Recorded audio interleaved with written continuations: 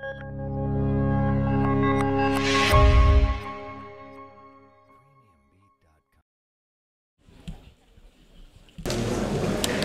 la Ministre, Mesdames, Messieurs les parlementaires, alors Claude était là tout à l'heure, Monsieur le Président du Conseil départemental, il va nous rejoindre, Monsieur le Vice-président du Conseil régional, Monsieur le maire de Chartres, et les autres, Monsieur le Président de la PCMA, Mesdames et Messieurs les présidentes et présidents de chambres de métiers, merci d'être venus nombreux, ça me fait chaud au cœur. Mesdames, Messieurs les partenaires, Mesdames, Messieurs les artisans, exposants, et pour nos collègues allemands qui viennent fêter les 50 ans de jumelage entre nos chambres, je vais essayer. Willkommen, meine Freunde aus Düsseldorf.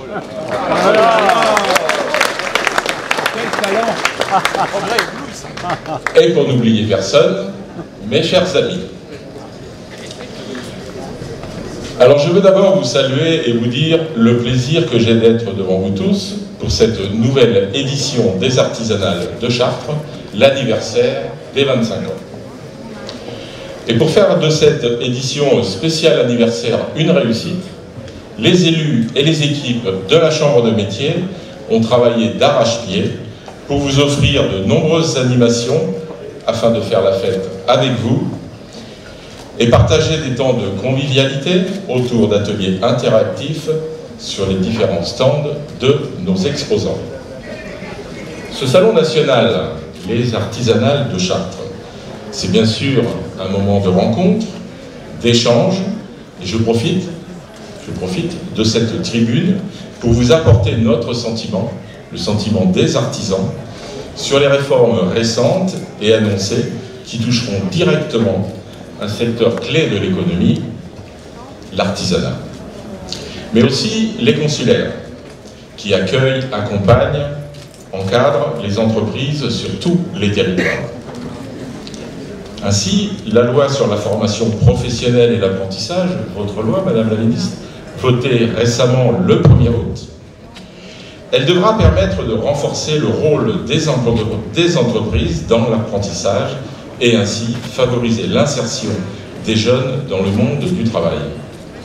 Et là, je me permets de citer mon président, Bernard Stalter. Il était temps d'en finir avec le gâchis d'1 million de jeunes sans emploi ni qualification, en leur offrant les moyens de réussir par une voie de formation d'excellence.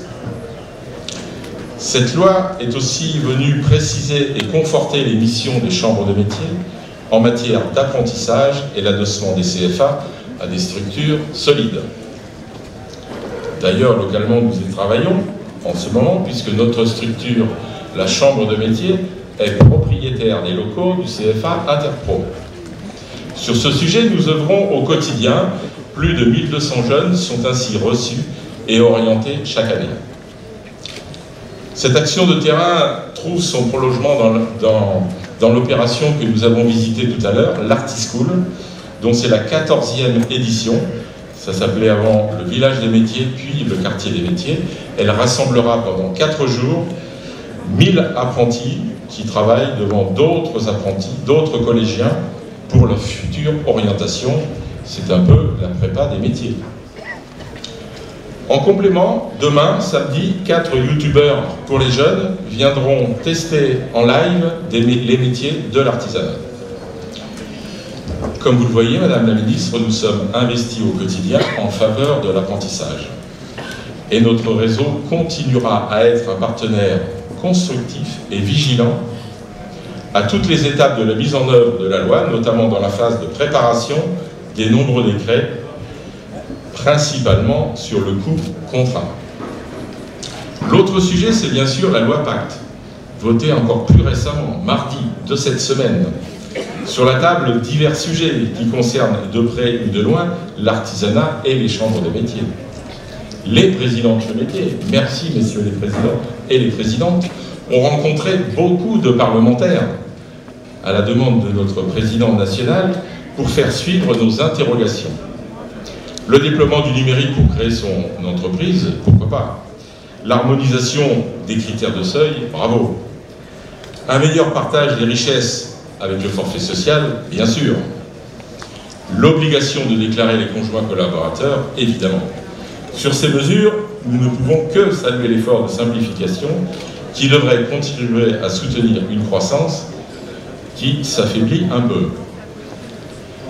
Alors sur la structuration de notre réseau des métiers, il est essentiel, nous sommes tous d'accord, de maintenir une proximité au plus près de nos artisans avec des moyens d'action locaux. Vous le voyez, les artisanales sont un très très bel exemple. La proximité ne passera pas que par le net. Ensuite, la fin annoncée du caractère obligatoire du SPI est regrettable pour nous car c'est une vraie porte d'entrée dans l'artisanat, un outil de formation complémentaire à un autre métier qu'est le chef d'entreprise. Le métier technique en est un, mais le métier de chef d'entreprise est un autre métier, car 85% des personnes qui suivent sont satisfaites. Avant de laisser la parole, je tiens à remercier tous nos partenaires, vous êtes nombreux ici, Jean-Pierre Gorge, Clotilde Runard, il ne doit pas être bien loin, Harold Duvar, car c'est grâce à vous que les artisanales 2018 et les autres sont une réussite. Sans oublier bien sûr Garance, partenaire officiel, je salue son président Serge Lecroix, ici présent. Bien entendu, Madame la Ministre, nous nous félicitons du travail de collaboration avec les services de l'État et je salue Madame la Préfète. Voilà, Madame la Ministre, vous avez parcouru les allées des artisanales de Chartres, depuis l'orientation des jeunes avec Artischool, rencontrer les savoir-faire des artisans, jusqu'à l'excellence avec la finale des 3 métiers au concours meilleur ouvrier de France organisé par le GOET. Madame la Ministre, je voulais vous dire que vous êtes la 11e ministre à venir visiter les artisanales. Les artisanales ont organisé 15 visites ministérielles. Ça veut dire que des ministres sont venus plusieurs fois. Donc nous vous invitons officiellement pour les artisanales en octobre 2019.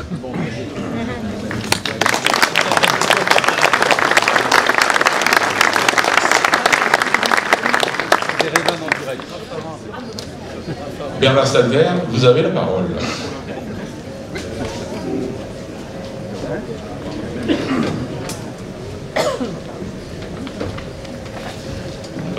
Madame la Ministre, chère Muriel, Mesdames et Messieurs les parlementaires, Monsieur le vice-président du Conseil régional, Mesdames et Messieurs les conseillers départementaux, Mesdames et Messieurs les maires, et surtout, merci mes chers collègues élus de Chambre des métiers, et le bonheur est partagé avec Michel de nombre que vous représentez. Et je voudrais aussi dire herzlich willkommen in meinen Kollegen von Deutschland. Herzlich willkommen, danke. Je suis alsacien.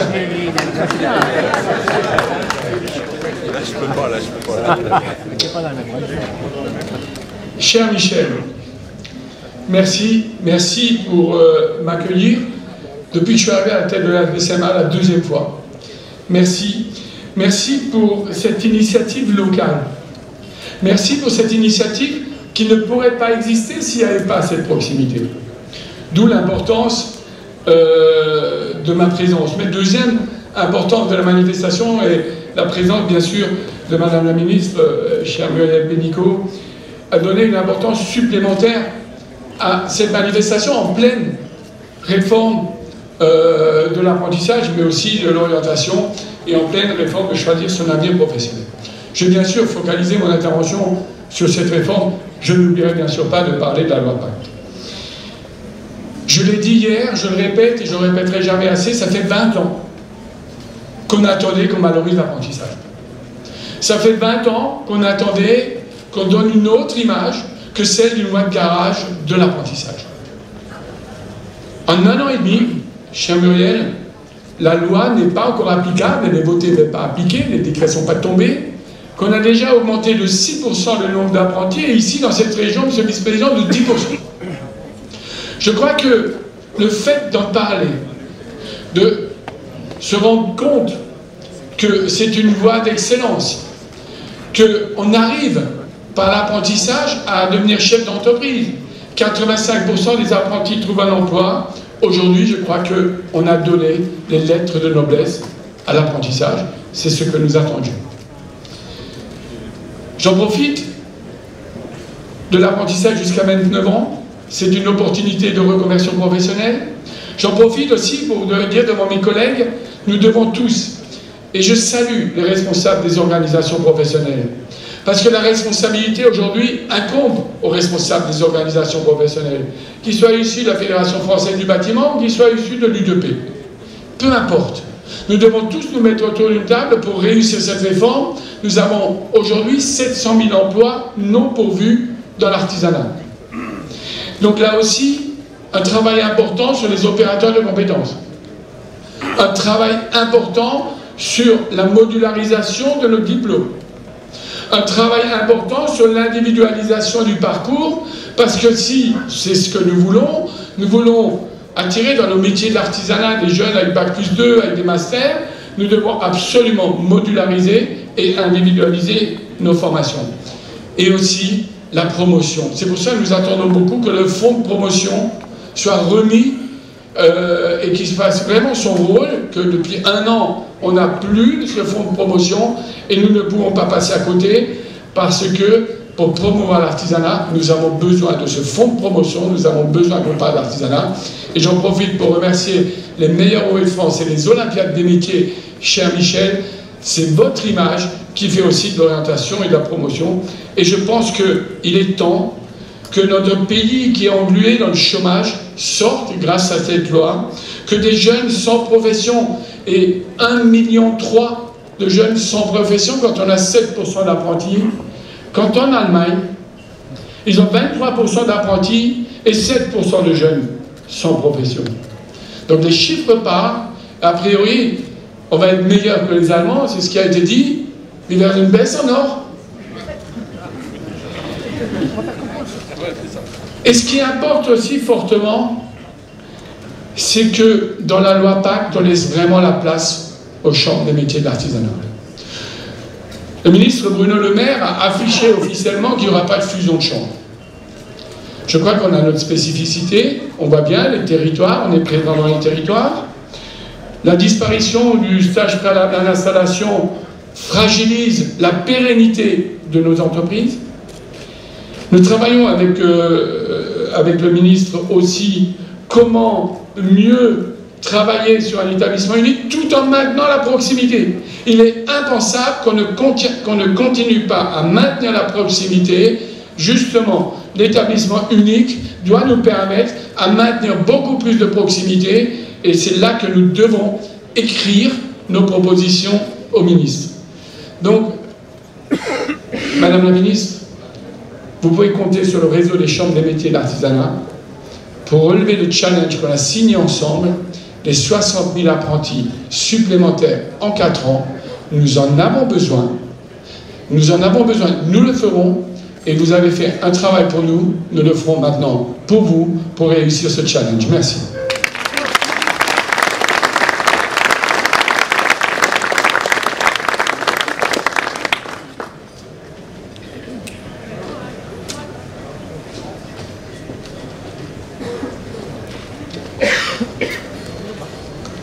Madame la ministre du Travail, Madame la préfète, chère Madame Broca, Monsieur le président du conseil départemental, mon cher Claude, je ne sais pas ce qu'il est devenu, il nous a quittés. Monsieur le vice-président de la région Centre-Val de Loire en charge du développement économique, cher Harold, Mesdames et Messieurs les parlementaires, j'en ai vu quelques-uns, j'espère qu'ils sont restés. Mesdames, Messieurs les élus, Monsieur le Président de l'Assemblée permanente des chambres de métiers et de l'artisanat, cher Bernard Stalter, Monsieur le Président de la Chambre des métiers et de l'artisanat d'Eure-et-Loire, également Président des artisanales de Chartres, cher Michel Cibois, Mesdames et Messieurs les exposants et artisans, Mesdames, Messieurs, chers amis. Je vous parle d'un temps que les moins de 20 ans ne peuvent pas connaître. L'âge d'or des villages et l'âge d'or des artisans. On achetait son pain sur la place de l'église, c'est un fils de boulanger qui me dit ça. On recevait son lait sur le pas de sa porte. On allait chez l'épicier rechercher son morceau de pain de sucre, cette douceur de vivre s'est évaporée et nos villes et villages ont peu à peu été désertés. Comme Stéphane Bern, je trouve cela d'une tristesse absolue. Nos villes et nos villages sont des mines d'or. Il ne faut pas que cela disparaisse. La France est le pays le plus visité au monde, ce n'est pas par hasard. À Chartres, nous accueillons depuis 25 ans les artisanales, créées en 1993 par le président de Chambre des métiers, longtemps conseiller municipal. Nous voulons être le symbole de cette douceur de vivre à la française. Cette douceur de vivre passe par deux choses: le soutien à nos artisans et le soutien à nos collectivités locales. Alors c'est vrai qu'il n'y a qu'un domaine qui vous intéresse, mais ce que disait le président tout à l'heure, à chaque artisanal, à chaque fois, il y a un ministre qui vient et en même temps on fait nos courses politiques. On espère que le ministre qui est sur place relèvera le message. Et en plus, les deux domaines, à mon avis, sont très liés. N'oublions pas une chose, quand 65% des Français se défient des institutions et de leurs responsables politiques, je fais partie, mais d'un autre côté, 67% apprécient leur maire. Bon, je ne fais pas encore 67% à Chartres, mais ça viendra. 2020. En effet, ignorées par un État qui raisonne bien trop souvent à courte vue, les collectivités locales se trouvent davantage au service de chacun. Depuis plusieurs années, elles ont réalisé un effort important sur leurs dépenses et sur leur gestion, leurs contraintes ou dans l'esprit. Elles doivent naturellement le poursuivre, mais il serait logique que cet effort s'applique désormais à tous, État compris. Alors je sais que sur ce territoire, Madame la Préfète s'active vraiment à cela. C'est-à-dire qu'au niveau local, je sens des démarches qui vont dans ce sens-là, et ça fait plaisir, on voit que l'effort est partagé. Je salue la stabilité globale des dotations du projet de loi de finances, mais en n'indexant pas les dotations sur l'inflation, sachant que celle-ci est en ce moment galopante, ce projet de loi de finances impose, une fois de plus, aux collectivités locales des efforts importants. Au-delà de la question des dotations, l'État est en train de supprimer progressivement la taxe d'habitation. D'ici 2020, la taxe d'habitation sera supprimée pour 80% des Français. Cette réforme veut casser un peu plus le lien entre les citoyens et les collectivités locales. Je le regrette, je pense que c'est un très bon outil. Il fallait peut-être fusionner la taxe foncière et la taxe d'habitation, mais ça, je pense que c'est un choix qui sera regretté, à mon avis, dans les années à venir. Si l'autonomie financière des collectivités locales est inscrite dans la Constitution, l'autonomie fiscale devrait l'être, car le citoyen constate très directement les conséquences de la gestion municipale sur leur feuille d'impôt. Les gens vous le disent, c'est bien géré, c'est mal géré, c'est instantané. Au niveau national, c'est plus compliqué. Regardez les effets d'une bonne gestion locale. Ici, à Chartres, depuis 2001, ça coïncide avec l'année où j'ai été élu. Peut-être un hasard, mais chaque année, les taxes d'habitation et foncière diminuent. On est la seule ville de France qui baisse ses taxes depuis 18 ans. Donc, je prétends que tout ça, c'est possible de bien gérer. L'État doit faire de nouveau confiance aux collectivités locales plutôt que de chercher à les asphyxier et à tout recentraliser. N'oublions pas que le président, d'ailleurs, de la Chambre des métiers, le disait tout à l'heure. N'oublions pas le mot de Lamennais. La centralisation, c'est l'apoplexie au centre et la paralysie aux extrémités. Alors, pas d'amalgame avec les partis politiques, hein, dans ma phrase, hein, mais peut-être une petite image. Ce sont les collectivités locales qui représentent l'avenir de notre pays et non cette administration nationale obsédée de centralisation jusqu'à l'asphyxie et la paralysie. Il faut, pour développer un territoire, bien le connaître et le comprendre dans sa diversité et son potentiel par un long apprentissage. Même les élus locaux passent par l'apprentissage. J'ai appris, le hasard a fait que j'ai été élu maire directement, mais c'est vrai que peut-être qu'un mandat de conseiller municipal m'aurait fait du bien. J'aurais peut-être été moins brutal sur le premier mandat, j'aurais peut-être moins réalisé d'un autre côté, mais c'est vrai que cette phase d'apprentissage est très intéressante. Aussi diplômée et compétente que soit la haute fonction publique, elle ne peut acquérir la compréhension des élus, leur connaissance des lieux et de la population. Et je vais vous dire, ici à Chartres, le taux de chômage est inférieur à la moyenne nationale. Comment luttons-nous mieux que d'autres pour avoir ce taux de chômage? Parce que nous avons la connaissance du territoire, ça c'est déterminant. Nous avons une maison des entreprises et de l'emploi, c'est souvent contesté, mais ça donne des résultats. qui organise la gestion prévisionnelle des emplois et des compétences à l'échelle du territoire. Elle identifie les besoins locaux à partir des demandes des entreprises, TPE, PME et artisans. Et je vous avoue qu'à Chartres, on choisit nos entreprises.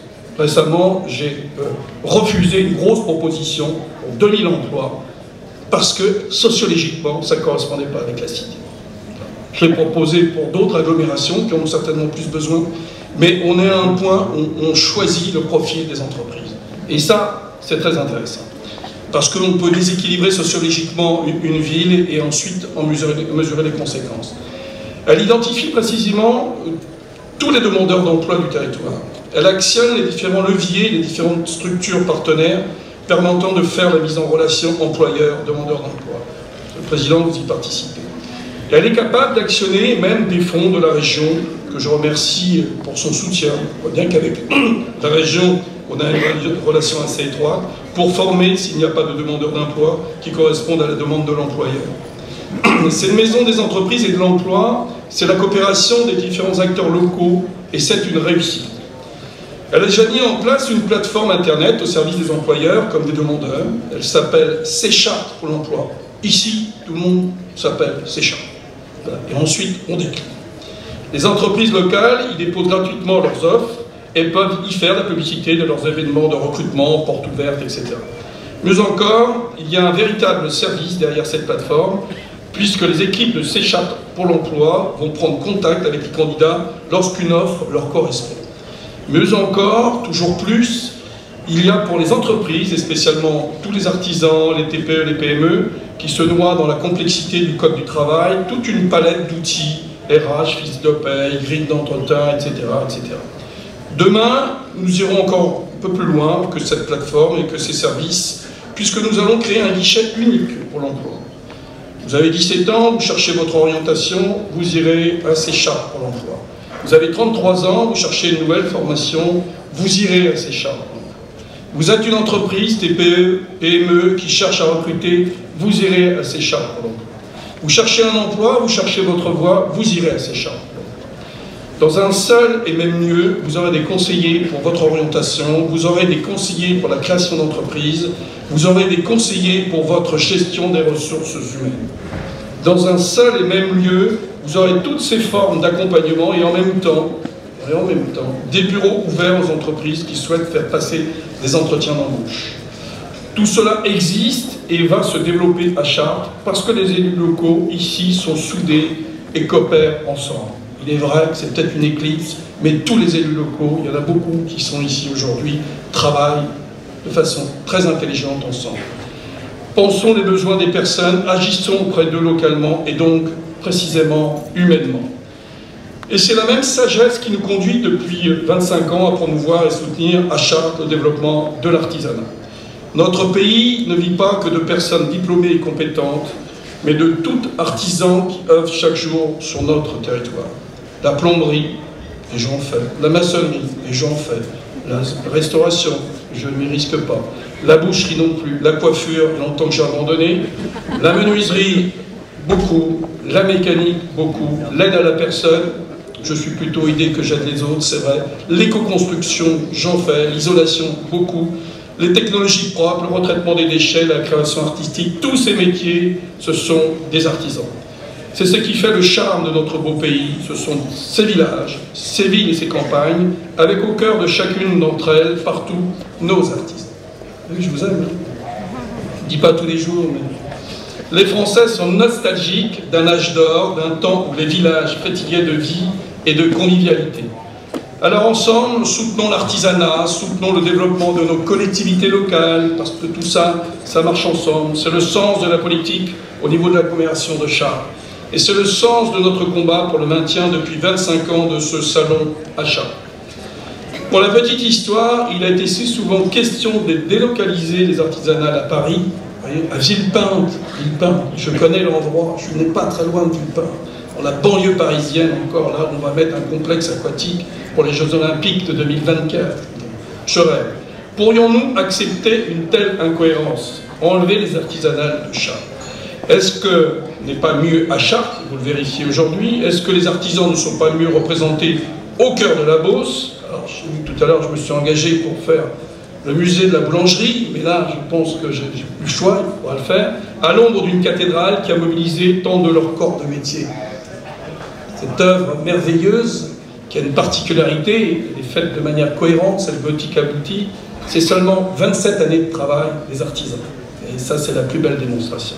Oui, nous voulons demeurer à Chartres un symbole de l'artisanat. Alors, bienvenue à chacun d'entre vous, joyeux anniversaire aux artisanales, 25 ans, vive nos territoires et vive nos artisans. Je vous remercie.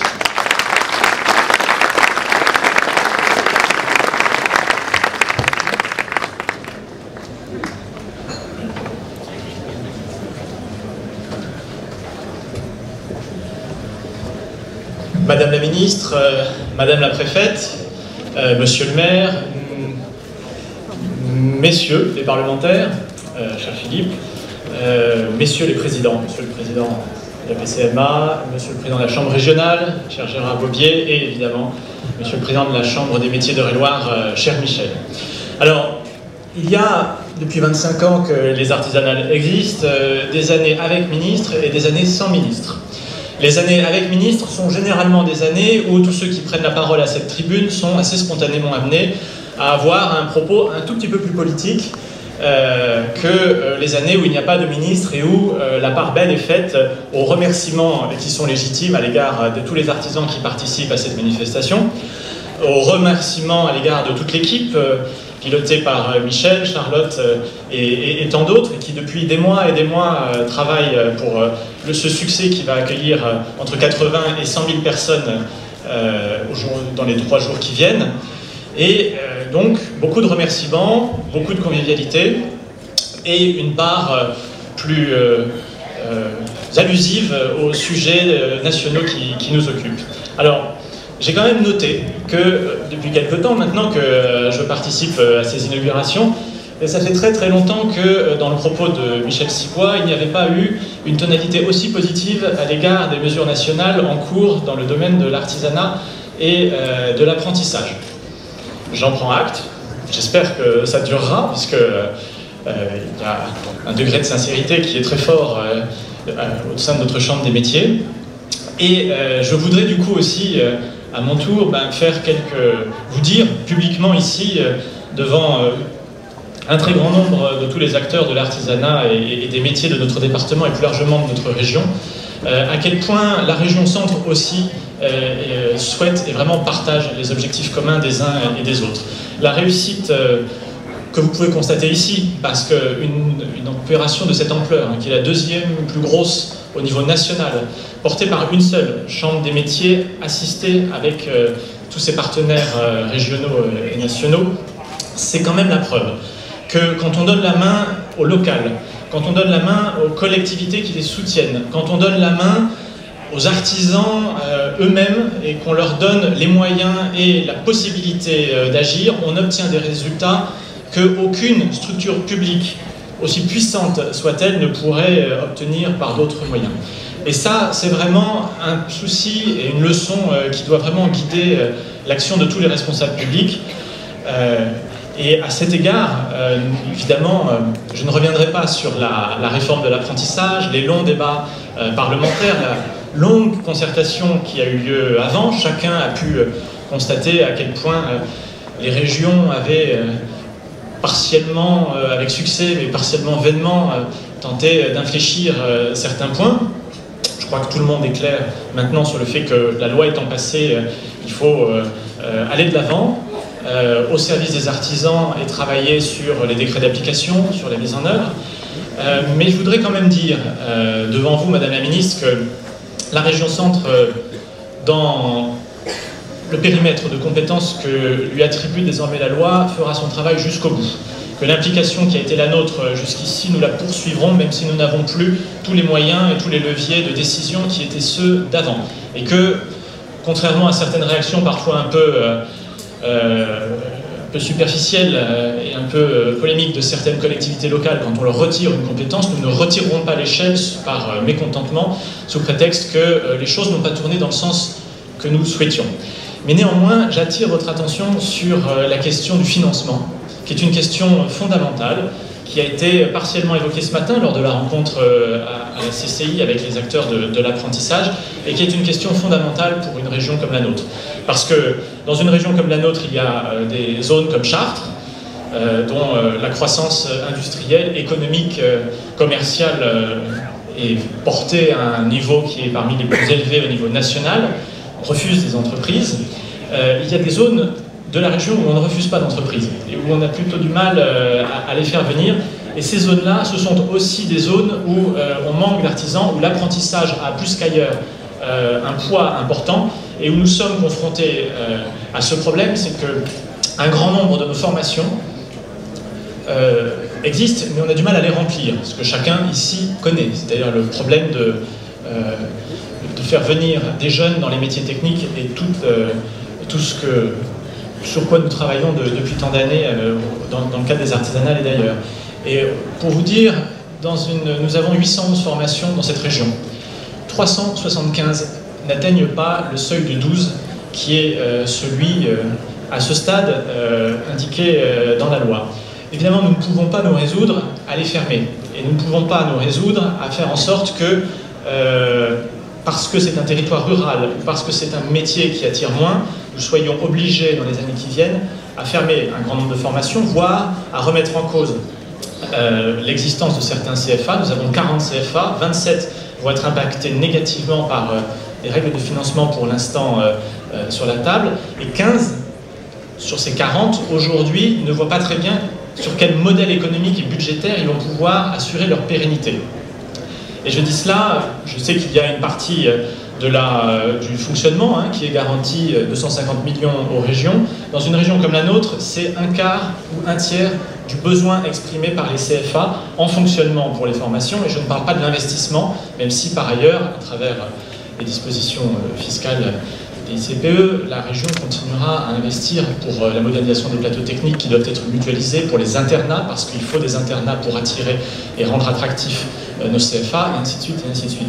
Et donc sur cette seule question du financement, vraiment, je sais qu'une grande partie du travail doit continuer, je sais qu'une grande partie des discussions doivent encore aboutir. Je sais aussi que malgré votre grande capacité d'écoute, et dont chacun a pu témoigner au long de la campagne, vous n'êtes pas seul en réalité à prendre les décisions au sein de ce gouvernement, et qu'à côté de vous, des dimensions plus budgétaires portées par un autre grand ministère peuvent s'exprimer, et qu'au-dessus de vous aussi, un ministère, un Premier ministre, Ruud Varenne, arbitre avec une pression qui s'accroît et qui n'est pas facile forcément à tenir. Et donc vraiment, j'attire devant chacun ici l'attention, un peu solennellement, parce que le risque est quand même très important que ça puisse un jour menacer les effets attendus de la réforme. J'ai vu les communiqués très positifs de la PCMA, des filières, des branches, parlant de l'augmentation du nombre d'apprentis, s'engageant sur des augmentations du nombre d'apprentis très importants. C'est extrêmement positif. Et en même temps, le souvenir d'un grand nombre d'engagements de ce type par le passé, qui parfois étaient matérialisés par des pins, portés par le très regretté président du MEDEF. Mais je voudrais vous dire simplement une chose, c'est que ce n'est pas par des discussions avec les hiérarques du MEDEF à Paris qu'on y arrive, ce n'est pas uniquement par des discussions budgétaires avec les autres ministères qu'on y arrive, et que dans le travail qui s'engage aujourd'hui, vraiment nous comptons sur vous pour donner le maximum de place aux acteurs locaux, aux familles, aux entreprises, aux chambres consulaires, à tous les acteurs du réseau, aux branches évidemment, et faire en sorte que le modèle qui émerge soit un modèle qui soit collaboratif et qui permette de prendre en compte dans la carte des formations et dans son financement le maximum de dimensions, notamment au travers et au bénéfice des territoires ruraux et périphériques. C'est vraiment un impératif crucial pour l'emploi. On a des gros investissements industriels sur cette région et sur ce département, mais une grosse part de nos créations d'emplois, chaque année, les statistiques le montrent, c'est la capacité de l'artisanat à trouver des ressources et à les pousser et à les mettre en œuvre. Il n'y a pas de rebond économique dans un territoire comme le nôtre quand il n'y a pas un artisanat et des professions artisanales qui soient capables de capter des ressources et de les redistribuer au service des familles et des habitants. Donc vraiment, je m'associe à l'invitation qui est faite pour l'année prochaine et qui est de très bon augure dans cette période de remaniement. Je crois crois que tous les ministres ne peuvent pas aborder cette temporalité avec autant de confiance. Mais vraiment, je souhaite que l'année prochaine, vous soyez encore des nôtres et que nous puissions dire que les débats parlementaires qui ont parfois suscité le prurit de certains présidents de région sont bien derrière nous et que chacun, à la place où nous sommes vraiment au service des artisans de ce pays et au service de ce pays dont la force réside parmi vous. Merci à vous.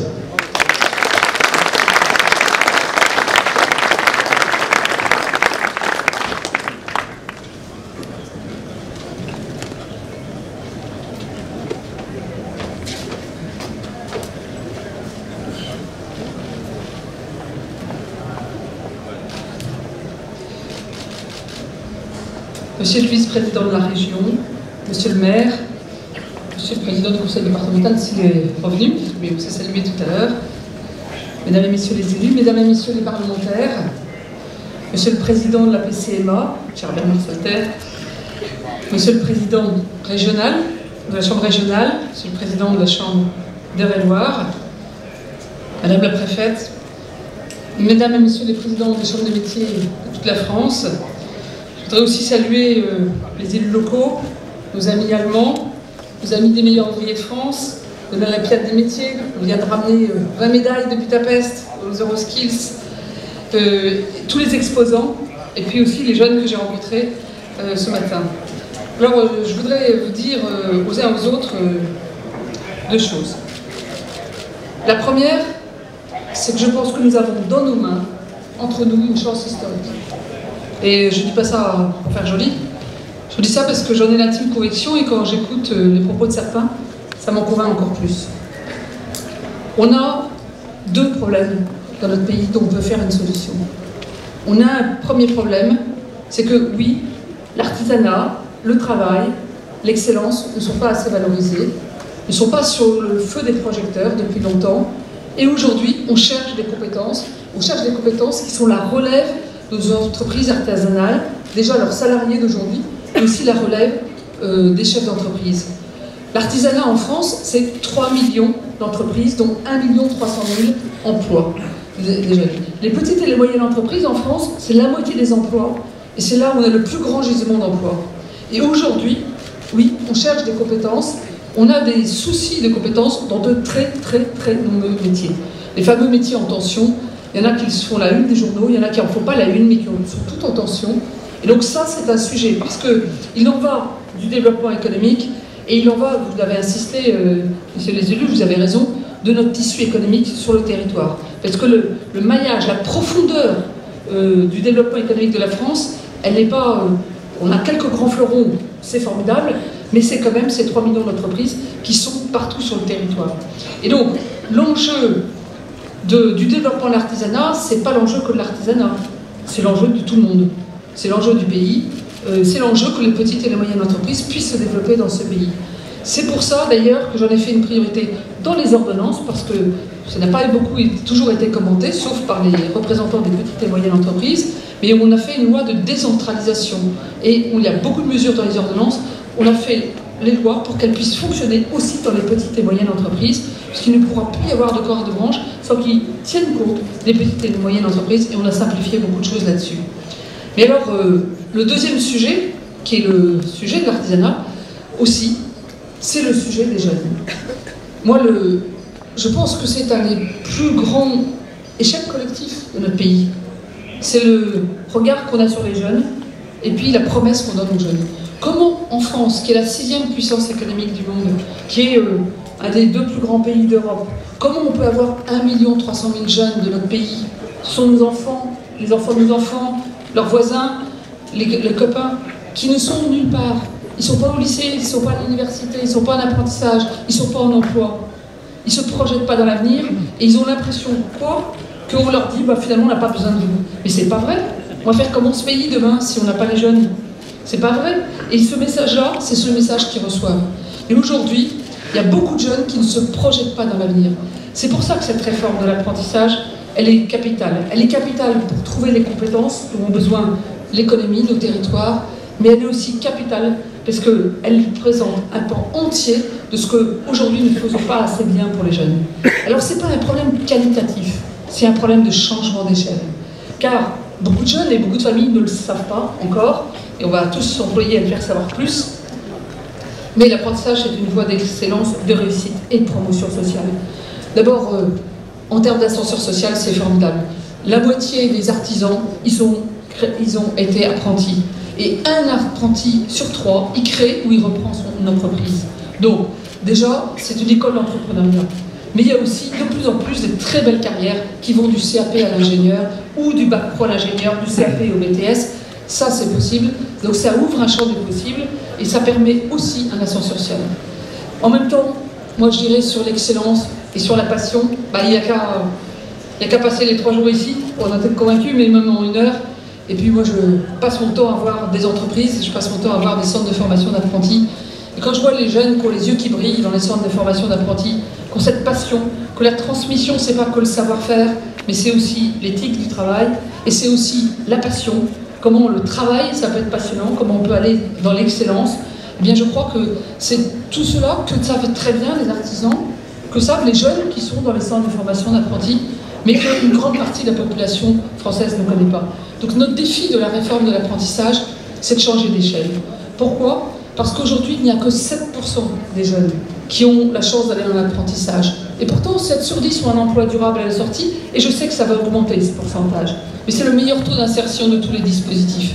Et avoir à la fois l'expérience, le même diplôme et de l'argent, eh bien évidemment, c'est une voie aussi qui permet à tous de faire des études et de trouver un emploi. Mais je pense qu'il y a une des difficultés que nous avons, c'est qu'on n'y croit pas assez. On n'y croyait pas assez. Il y avait une sorte de fatalité. Parce que moi, je ne vois pas pourquoi il n'y a que 7% d'apprentis en France, et puis il y en a 15-20% en Allemagne, il y en a 30% dans les pays nordiques, et en Suisse, c'est 65% des jeunes qui passent par l'apprentissage. C'est la voie normale. Alors, il ne s'agit pas de faire la concurrence entre les dispositifs. Parce qu'on a besoin aussi des lycées professionnels qui peuvent faire de l'apprentissage et qui ont ce statut scolaire. Au total, il n'y a pas assez de jeunes qu'on forme. Donc il ne faut pas faire la guerre des systèmes, il faut les articuler. C'est ce que vont d'ailleurs les régions encouragent quand ils font des campus, qui financent des investissements sur des campus avec des plateaux techniques partagés. C'est du bon usage des deniers publics, mais ça encourage les parcours communs. Et avec mon collègue Jean-Michel Blanquer, ma collègue Frédéric Vidal, on porte main dans la main cette réforme dans l'apprentissage. Et ça, c'est une première en France. Je peux vous dire, ce n'est jamais arrivé qu'un ministre du Travail et un ministre de l'Éducation nationale disent partout la même chose sur l'apprentissage, sur les lycées professionnels. C'est aussi quelque chose qui change la donne. Alors, comment faire pour réussir? Oui, on a choisi avec les parlementaires, après des mois de concertation qui ont été rappelés, avec les partenaires sociaux, avec les régions, avec beaucoup de CFA, on a choisi de changer assez radicalement le système. Pourquoi? Parce que beaucoup ont essayé, de droite comme de gauche. On ne peut pas dire qu'on n'a pas essayé de développer l'apprentissage. Mais jusqu'ici, on n'a pas réussi. Et donc, on a pris très pragmatiquement, un par un, tous les verrous, et on s'est dit, il faut lever tous les freins. Je ne vais pas rentrer dans le détail, les freins réglementaires, financiers, administratifs, et puis on a le frein aussi culturel. Parce que ceux qui connaissent l'apprentissage, ceux qui connaissent l'artisanat, savent que c'est une voie de passion, d'excellence, mais les autres gens ne savent pas. Et donc, un des sujets importants, je n'en aborderai que 2, c'est l'orientation des jeunes. Et là, nous avons fait quelque chose qui n'a jamais été fait. Nous avons décidé, avec les parlementaires, de confier une responsabilité accrue aux régions qui vont, sous leur houlette, organiser avec tous les collèges et tous les lycées de France, pour tous les élèves de la 4e à la 1re, chaque année, et avec tous les professionnels, CFA, branches, chambres de consulaires, la découverte des métiers. Parce que comment voulez-vous que les jeunes choisissent leur orientation? Qu'est-ce qu'ils en connaissent au métier? Et la plupart des jeunes ne connaissent que les métiers de leurs parents, et encore, pas toujours, parce qu'on ne va plus beaucoup sur les lieux de travail, et peut-être un ou deux copains des parents, mais il y a une multitude de métiers, sans compter tous ceux qui se transforment. Là, à 50 mètres, les métiers du bâtiment qui sont complètement transformés par l'écologie et par le numérique. Et les métiers artisanaux, où on met aussi du numérique. Les métiers d'art et d'excellence, on en connaît quelques-uns. C'est pas à Chartres, qui est une des grandes capitales de France des métiers d'art, par son histoire. On va dire le contraire, et je salue ce qui est fait pour les artisanales de Chartres, parce que c'est une formidable démonstration de la créativité française et de l'excellence française, ce sont ces artisanales. Mais pour ça, il faut ouvrir les portes. Et là, ça va être fait. Ça commence à la rentrée. Ça va prendre un peu de temps d'organiser tout ça, parce que c'est un énorme travail. C'est tous les collèges et les lycées de France. Il y en a quelques-uns qui étaient ouverts. Je me réjouis qu'il y ait 1100 jeunes qui viennent d'ailleurs, entre aujourd'hui et lundi, découvrir des métiers ici. Et qu'il y a une partie du salon des artisanales qui leur soit dédiée. Mais je pense que c'est fondamental de faire découvrir ces métiers. Il y a un deuxième aspect qu'on a voulu changer, c'est le financement pour que tout l'argent de l'apprentissage aille à l'apprentissage. Alors je dis avec d'autant plus d'aisance que François Benoît est un des présidents de région qui a toujours été investi sur l'apprentissage. Monsieur le vice-président, vous avez confirmé l'engagement de la région. La loi, je sais que c'est un grand républicain, la loi est votée, maintenant on va tous faire en sorte que les jeunes et les entreprises réussissent. La loi, elle est centrée là-dessus. À chaque fois qu'un jeune et une entreprise vont signer un contrat d'apprentissage, le financement du centre de formation d'apprentis est garanti.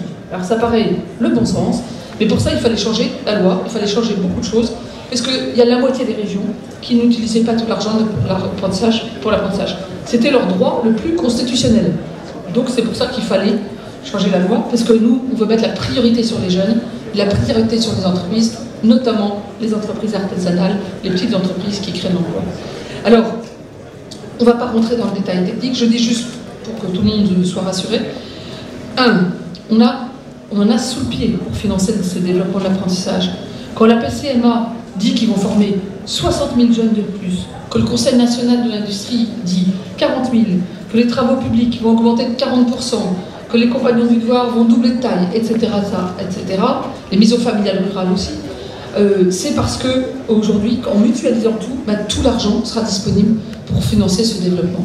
Et le jour où il faudra qu'on se revoie avec les partenaires sociaux, avec les parlementaires, pour dire on a un problème, il y a tellement d'entreprises qui embauchent des jeunes, il y a tellement de jeunes dans l'apprentissage qu'on n'a plus assez de financement, et bien ça sera d'abord la tournée générale, parce que ça veut dire qu'on aura réussi notre pari contre le chômage et pour la compétence et le développement des entreprises. Alors, en attendant, dans le système, donc tout le développement est garanti.